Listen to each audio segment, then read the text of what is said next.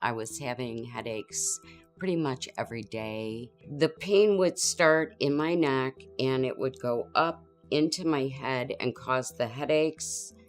And then it would go down my neck into my shoulders and create knots in the muscles.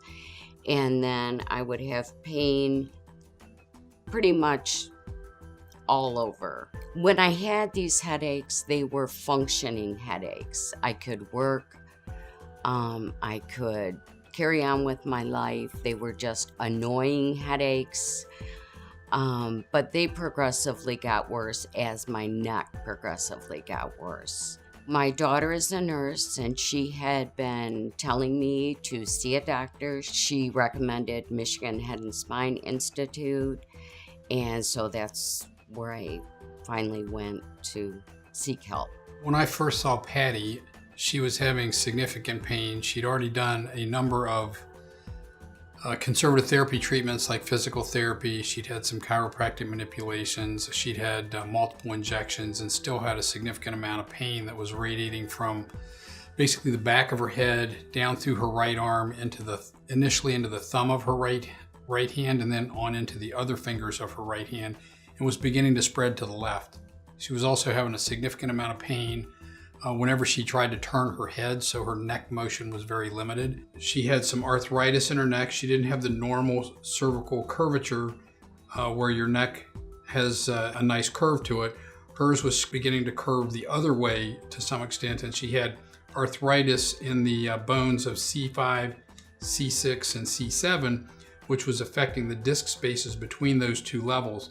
There was a little bulge up here at C4-5, but I didn't think that was really causing much of an issue for her. He said that I needed fusion of C5-6 vertebrae and 6-7 vertebrae. They were too close together, and I had a lot of arthritis also in there, and he would need to take care of that.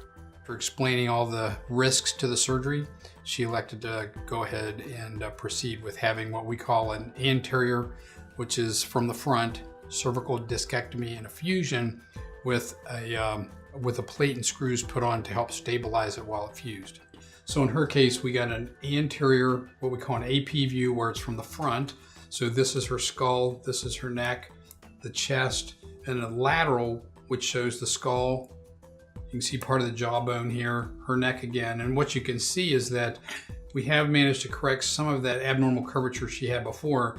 And you can see the plate with the screws going into the bone on the lateral view. When we put these grafts in, the body replaces that graft material with its own bone. And as it does that, it facilitates the fusion across. And what you can see here is this is the vertebral body. This is the bone graft, another vertebral body, another bone graft, and then the last or the bottom vertebral body. And you can see that there's no real line or space or gap between the vertebral body and the bone graft, which indicates that she's gone on to achieve a pretty solid fusion. After the surgery, I could already tell that there was a big difference, that I didn't have that pressure. And as the healing of the surgery happened, I knew that I didn't have that pain in my neck anymore. And within 6 weeks after surgery, I was back to work. So it's made a huge difference in my life. I would do it again in a minute. Patty's doing very well today. Actually, she and I have parted paths because she doesn't really need to see me anymore because she returned back to all of her normal activities, and I just advised her that we're always here if she needs to see us for anything else. Just come on back and we'll take care of it for her.